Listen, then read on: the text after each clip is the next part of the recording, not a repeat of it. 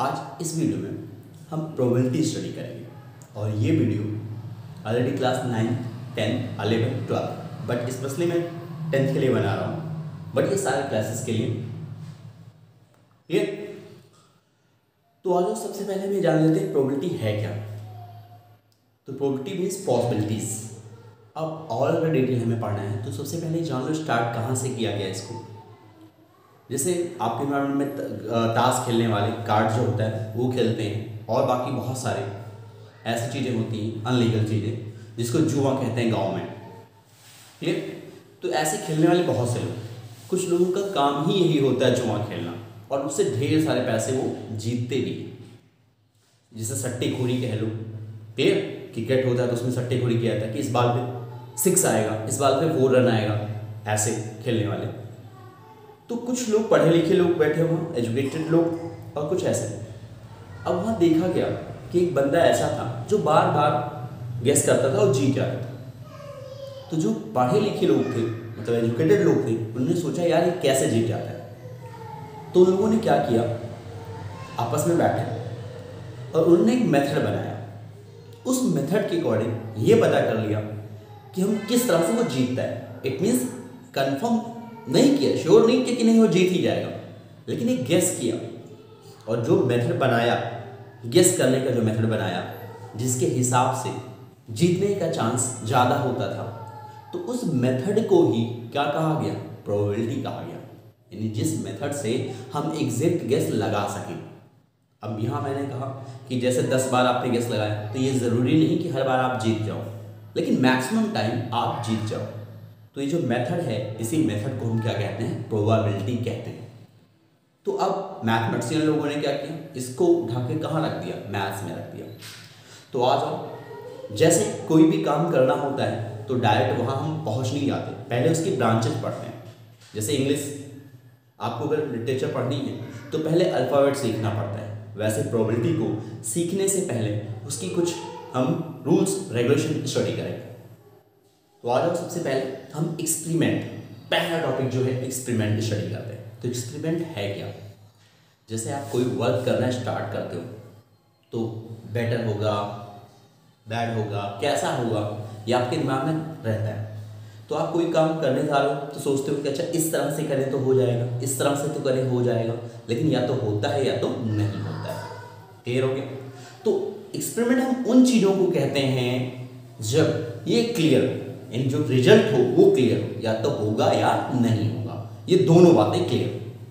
तो ऐसे वर्क को हम क्या कहते हैं, एक्सपेरिमेंट। लेकिन अगर ये क्लियर नहीं है, कोई कह दिया हो भी गया और नहीं भी हुआ, तो ये डाउटफुल में है ना, तो इसको हम एक्सपेरिमेंट नहीं कहेंगे। ये चीज़ क्लियर हो गई। इट मीन्स जब कोई भी वर्क आप करना स्टार्ट करते हैं तो रिजल्ट उसका क्लियर आना चाहिए। क्लियर? क्लियर मीन्स समझ में आ गया कि या तो ठीक है या नहीं ठीक है। अब कोई अगर ऐसा बोल रहा है ठीक भी है नहीं भी ठीक है, तो वो एक्सपेरिमेंट नहीं है। तो इसकी डेफिनेशन में लेंगे कि an operation which can produce some well defined outcomes is called experiment. Clear?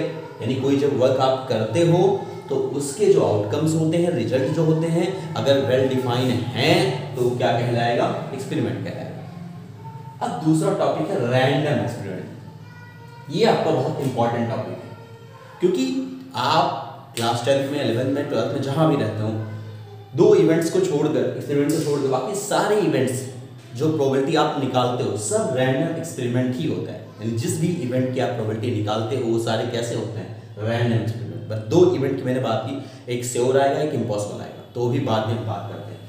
तो देखो रैंडम एक्सपेरिमेंट क्या है।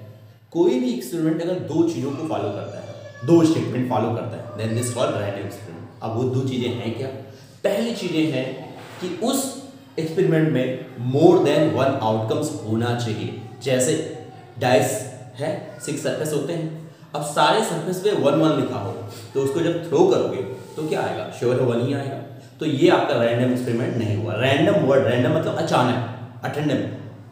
तो एक ऐसा एक्सपेरिमेंट, पहली कंडीशन, 2 कंडीशन मैंने कहा फॉलो होनी चाहिए। पहले क्या है कि उसमें मोर देन 1 इवेंट्स होने चाहिए, और दूसरा कह रहा है हम जो आने वाला, जिससे मैंने थ्रो किया, तो हम पहले से प्रेडिक्ट ना कर पाए। प्रेडिक्ट का मतलब कि पहले से हम ये ना बता पाएँ कि क्या आएगा।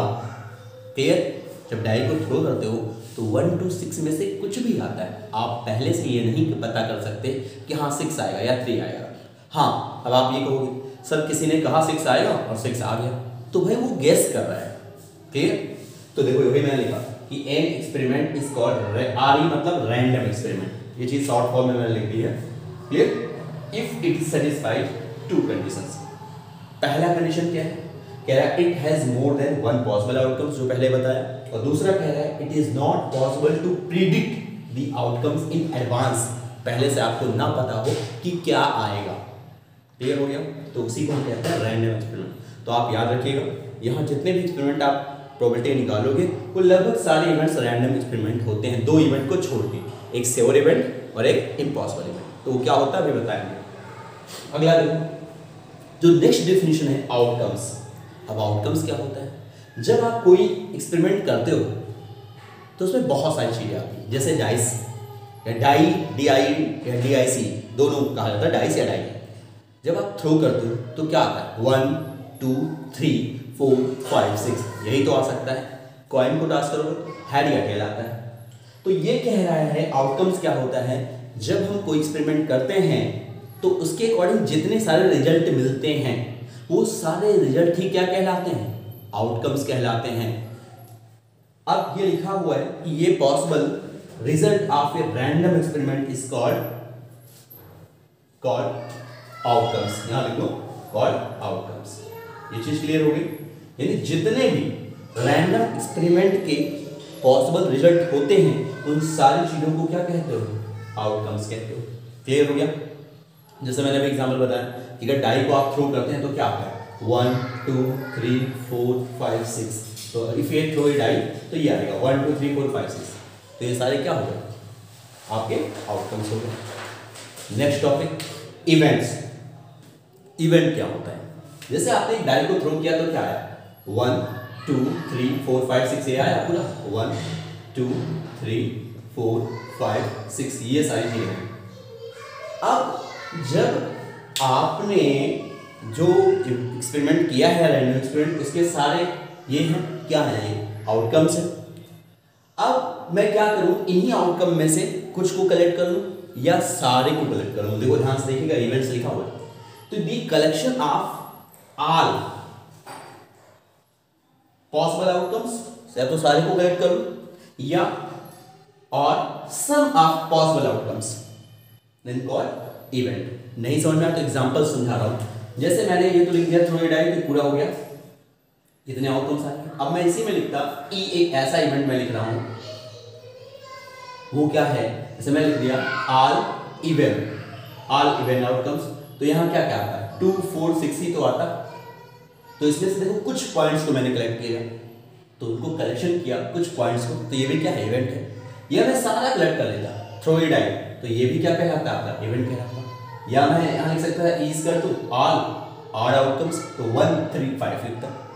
तो क्लियर समझ में आ गया कि जब आप कोई एक्सपेरिमेंट करते हो तो उसमें से सारे उसके आउटकम्स को कलेक्ट कर लो या उसके कुछ आउटकम्स को कलेक्ट कर लो, तो उनको हम क्या कहते हैं, इवेंट्स कहते हैं। अब एक सबसे इंपॉर्टेंट चीज, सैंपल स्पेस। सैंपल स्पेस क्या कहता है कि जब कोई भी एक्सपेरिमेंट आप करते हो तो उसके ऑल आउटकम्स को कलेक्ट करना, ऑल आउटकम्स को कलेक्ट करना क्या कहलाता है, सैंपल स्पेस। और इवेंट में क्या था, all outcomes are some outcomes. Clear हो गया?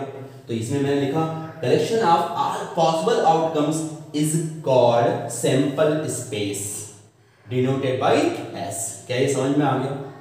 तो इवेंट और सैंपल स्पेस में इतना ही फर्क है कि सैंपल स्पेस में सारे आउटकम्स को कलेक्ट किया जाता है, जबकि इवेंट में ऑल आउटकम्स को भी इवेंट कहा जा सकता है या उसके कुछ आउटकम्स को कलेक्ट कर लें तो ही इवेंट कहा जाता है। तो इससे एक बात पता चलती है कि सैंपल स्पेस खुद एक इवेंट है, यानी सैंपल स्पेस को इवेंट कह सकते हैं, लेकिन ऑल इवेंट्स को क्या सैंपल स्पेस कह सकते हैं, नहीं, क्योंकि इसमें ऑल कलेक्शन आता है। जैसे एग्जाम्पल के रूप में देख लो, मैंने कहा ऐसे नोट किया जाता है। आपको किसी ने कहा कि थ्रो ए डाई, जैसे मैं इरेज कर दे रहा हूँ इन सब चीज़ों को, किसी ने कहा थ्रो ए डाई, तो डाइस आपने थ्रो किया तो क्या आएगा, 1 2 3 4 5 6 आ गया। क्लियर?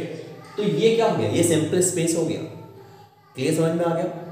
ऐसे किसी ने कहा कि थ्रो, ये कॉइन, अगर आपने कॉइन किया, अब सिंपल स्पेस का बनाना है तो आउटकम्स लिखो। 7 equal to S equal to में लिख दिया तो क्या क्या आ सकता है, अगर एक कॉइन को टॉस किया गया हेड या टेल आ सकता है। समझ में आ गया।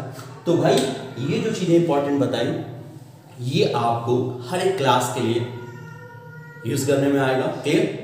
तो इसलिए इस वीडियो को एक बार देखिए, नोट्स बनाइए।